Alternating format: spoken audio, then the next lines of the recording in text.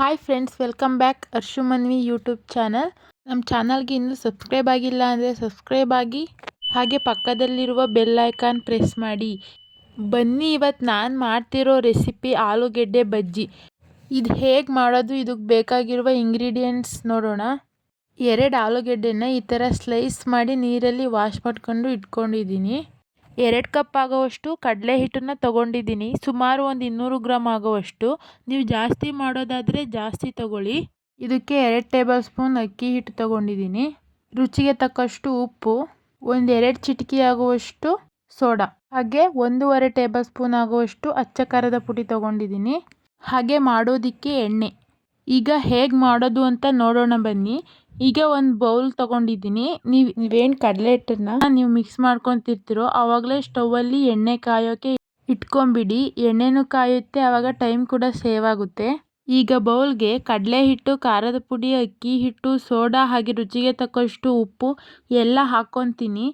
ಇವಾಗ ಹಿಟ್ಟನ್ನೆಲ್ಲ ಸ್ವಲ್ಪ ನೀರು ಹಾಕ್ಕೊತ ಮಿಕ್ಸ್ ಮಾಡ್ಕೊತೀನಿ. ಸ್ವಲ್ಪನೇ ನೀರು ಹಾಕ್ಕೊಂಡು ಒಂದು ಗಟ್ಟಿಯಾಗಿ ಕಲಿಸ್ಕೋಬೇಕು. ತೀರಾ ತೆಳ್ಳಗೆ ಕಲಿಸ್ಕೊಂಡ್ರೆ ಅದರಲ್ಲಿ ಡಿಪ್ ಮಾಡೋದ್ರೆಲ್ಲ ಅಲ್ಲಿ ಸುರಿದು ಹೋಗುತ್ತೆ. ಆ ಥರ ಮಾಡ್ಕೋಬಾರ್ದು. ಏನು ಆಲೂಗೆಡ್ಡೆಲಿ ಡಿಪ್ ಮಾಡ್ತೀವೋ ಅದಕ್ಕೆ ಅಂಟ್ಕೋಬೇಕು, ಆ ಥರ ಕಲಿಸ್ಕೋಬೇಕು. ಸ್ವಲ್ಪ ತಿಕ್ಕಾಗಿ ಗಮ್ ಥರ ಅಂಟ್ಕೋಬೇಕು, ಆ ಥರ ಕಲಿಸ್ಕೊಳ್ಳಿ. ನೋಡಿ, ಇಲ್ಲಿ ಎಣ್ಣೆ ಕಾದಿದೆ. ಇವಾಗ ಒಂದೊಂದೇ ಆಲೂಗೆಡ್ಡೆ ಪೀಸನ್ನು ಡಿಪ್ ಮಾಡಿ ಎಣ್ಣೆಗೆ ಹಾಕ್ಕೊಳ್ಳಿ. ಮತ್ತು ಸೋಡಾ ಹಾಕೋದ್ರಿಂದ ಏನಾಗುತ್ತೆ ಅಂದರೆ, ತಕ್ಷಣಕ್ಕೆ ಬೇಕಾದರೆ ಮಾಡ್ಕೊತೀವಿ ಅನ್ನೋದಾದರೆ ಸೋಡಾ ಹಾಕ್ಕೊಳ್ಳಿ. ಇಲ್ಲ ನಮಗೆ ಟೈಮ್ ಇದೆ, ಇನ್ನೊಂದು 1/4 ಗಂಟೆ ಬಿಟ್ಟು ಮಾಡ್ಕೊತೀವಿ ಅನ್ನೋದಾದರೆ ಸೋಡಾ ಏನು ಯೂಸ್ ಮಾಡೋಕ್ಕೆ ಹೋಗಬೇಡಿ.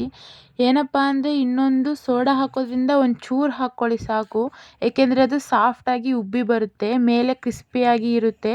ಮತ್ತು ನಾನು ಅಕ್ಕಿ ಹಿಟ್ಟು ಕೂಡ ಇಲ್ಲಿ ಯೂಸ್ ಮಾಡ್ತಿದ್ದೀನಿ. ಯಾಕೆಂದರೆ ಮೇಲೆ ಕ್ರಿಸ್ಪಿಯಾಗಿ ಇರುತ್ತೆ, ಒಳಗಡೆ ಸಾಫ್ಟಾಗಿ ಇರುತ್ತೆ, ಅದಕ್ಕೋಸ್ಕರ. ಆಮೇಲೆ ಇನ್ನೊಂದು ಏನಾಗುತ್ತೆ ಅಂದರೆ, ಕಡಿಮೆ ಉರಿ ಇಟ್ಕೊಂಡು ಬೇಯಿಸಿ. ಐ ಫ್ಲೇಮ್ನಲ್ಲಿ ಇಟ್ಕೊಂಡು ಬೇಯಿಸೋಕ್ಕೋದ್ರೆ ತಕ್ಷಣವೇ ಗೋಲ್ಡನ್ ಕಲರ್ ಬಂದ್ಬಿಡುತ್ತೆ, ಒಳಗಡೆ ಆಲೂಗಡ್ಡೆ ಬೆಂದಿರಲ್ಲ. ಅದಕ್ಕೋಸ್ಕರ ಒಂದು ಮೀಡಿಯಮ್ ಫ್ಲೇಮ್ನಲ್ಲಿ ಇಟ್ಕೊಂಡು ನಿಧಾನವಾಗಿ ಒಂದು 5 ನಿಮಿಷ ಆದರೂ ತಗೊಳುತ್ತೆ ಅದು ಬೇಯೋದಕ್ಕೆ. ಇದನ್ನು ಬೆಳಗ್ಗೆ ತಿಂಡಿಗೆ ಸೈಡ್ ಡಿಶ್ ಆಗಿ ಕೂಡ ಮಾಡ್ಕೋಬಹುದು. ಇಲ್ಲ ಈವ್ನಿಂಗ್ ಟೈಮ್ನಲ್ಲಿ ಟೀ ಕಾಫಿ ಜೊತೆಗೆ ಸ್ನ್ಯಾಕ್ಸ್ ಆಗಿ ಮಾಡ್ಕೋಬಹುದು. ಇಲ್ದಿದ್ರೆ ಯಾವುದೇ ರೀತಿ ಹಬ್ಬಗಳಲ್ಲಿ, ಫಂಕ್ಷನ್ಗಳಲ್ಲಿ ಟೈಮ್ ಇರಲ್ಲ, ತಕ್ಷಣಕ್ಕೆ ಒಂದು 10 ನಿಮಿಷಕ್ಕೆ ಇದೊಂದು ಸೈಡ್ ಡಿಶ್ ಬೇಗನೆ ಆಗೋಗುತ್ತೆ. ನೋಡಿ, ಇದ್ರ ಜೊತೆಗೆ ಟೊಮೆಟೊ ಕೆಚಪ್ ಹಾಗೆ ಚಟ್ನಿ ಕೂಡ ಮಾಡಿಕೊಂಡು ತಿನ್ನಬಹುದು. ನೋಡಿದ್ರಲ್ಲ, ನಾನು ಮಾಡಿರೋ ಅಂಥ ರೆಸಿಪಿ ನಿಮಗೆ ಖಂಡಿತ ಇಷ್ಟ ಆಗಿದೆ ಅಂದ್ಕೊತೀನಿ.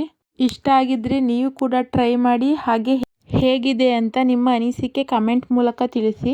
ಮತ್ತಷ್ಟು ಈಸಿ ರೆಸಿಪಿಗೋಸ್ಕರ ಅರ್ಶು ಮನ್ವಿ ಚಾನಲ್ನ ಸಬ್ಸ್ಕ್ರೈಬ್ ಮಾಡಿ, ಶೇರ್ ಮಾಡಿ, ಲೈಕ್ ಮಾಡಿ. ಈ ವಿಡಿಯೋ ನೋಡಿದ್ದಕ್ಕಾಗಿ ಎಲ್ಲರಿಗೂ ಧನ್ಯವಾದಗಳು.